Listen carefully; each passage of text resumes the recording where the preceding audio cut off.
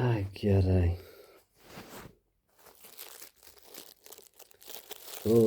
Bo'lmasa bitta nosvoydan uramiz o'rtoqlar.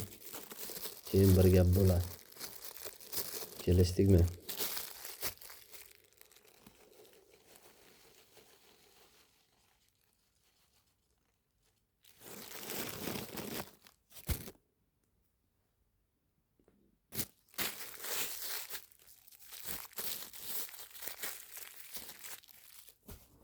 Xuddi umrida birinchi marta chekayotgan odamni ko'rganday qaraydi bir xillar.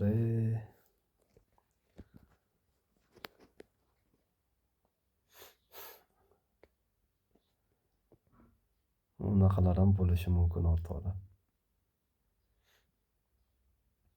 Hozir chekmayotgan odamni topish qiyin masala o'rtoqlar. Qiyin masala.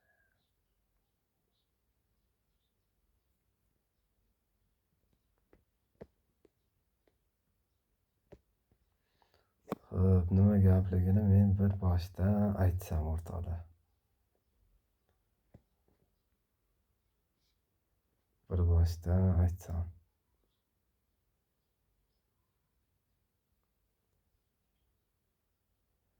Hozir o'rtoqlar hamma narsa mana bunaqa alg'ov-dalg'ov bo'lgan. Chekkandan keyin mazza qilib yotasan-da. Bitta odamlar kelib qolsa, bitta masalani aytib ketaman dedim o'rtoqlar. Yaxshi esimga tushdi. Chekmasam o'rtoqlar, esimga ko'p narsalar chiqib ketadi, esimga tushmaydi. Xo'p, do'stlar, qaranglar. Iloji bo'lsa, men barchadan iltimos qilaman, asosan ota-onalardan. Men YouTube kanalimda o'qib chiqsam, Vash video для детей или не для детей deb yozilgan joyi bor ekanda. Ya'ni aytmoqchimanki, to'g'ri, yoshlarni qiziqishi, masalan, gaplashgisi kelishi mumkin. Endi o'yin o'ynagandan ko'ra o'yinni o'ynab, oddiy o'yinni o'ynamaydi. Odam bilan gaplashadi masalan. Senga ham hushyor bo'lish kerak. Bizning YouTube kanalda gaplashayotgan odamlar tayin bo'ladi, aniq bo'ladi. Endi baribirga ham o'rtoqlar, bu meni problemam emas, bu meni muammoim emas. Men kimnidir nima deydi? Bitta yaxshi gap bor. Bir sal yoshroq paytim qulog'imga chalingandi. O'z bolangni o'zing ehtiyot qil degan. Men o'rtoqlar, siz gapingizga kirgiza olmayotgan farzandingizni masalan gapimga kirgizish ham yo boshqasi kerak bo'lsa, ustozi ham bekorga ota-onalar majlisi qilmaydi bolalarda.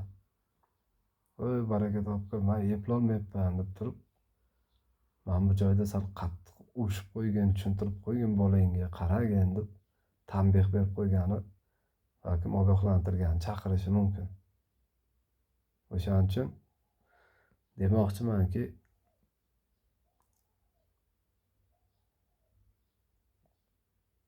balkim orada shunaqa o'yladim ham to'g'risi. Faqat yoshlar uchun chiqish kerakmi? Yo'q, 7 yoshdan 70 yoshgacha mumkin do'stlar, mumkin, lekin qanaqasiga mumkin?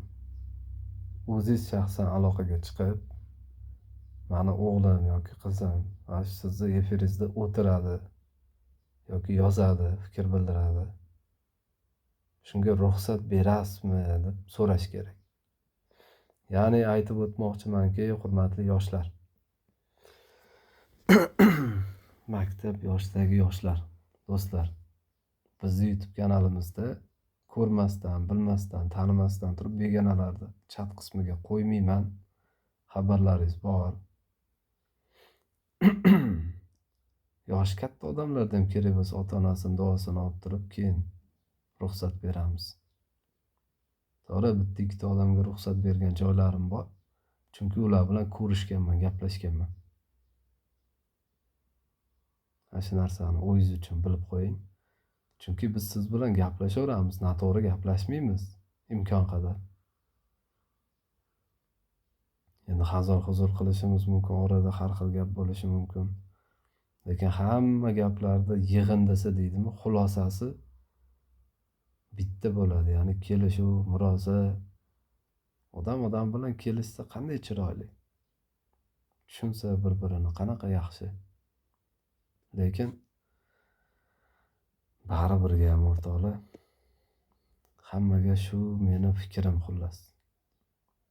Xafa bo'lish bo'lmasin, noto'g'ri tushunish bo'lmasin. Onangiz bo'lsa onangiz, otangiz bo'lsa otangiz, farqi yo'q. Kimnidir otasi chetda ishlayotgan bo'lishi mumkin. Kimnidir ota-onasi chetda ishlayotgan bo'lishi mumkin. Lekin qo'lida telefoni bo'ladi, baraka topkurlar, telefoni bo'ladi. Bu bahona bo'la olmaydi demoqchiman. Endi shu yerda bitta masala aytib o'tib ketaman. Agar ota-onangizni yaxshi ko'rmasangiz, ota-onangiz bilan kelisha olmasangiz, do'stlarim, endi kelishishga, endi yaxshi ko'rishga majbursiz deydi-ku haligi. Bunga ehtiyojingiz bor, bunga talab bor. Talab shunaqa. Muomalangizni to'g'rilaysiz. Iltimos qilasiz, men uchun gaplashing. Endi arzisa o'rtoqlar, men faqat bitta meni YouTube kanalimga aloqasi bor bu narsani deb aytayotganim yo'q. Istalgan masalada uydagilar ruxsat bersa, keyin ruxsat biz ham beramiz. Bo'lmaydi unaqada. Unaqada bo'lmaydi.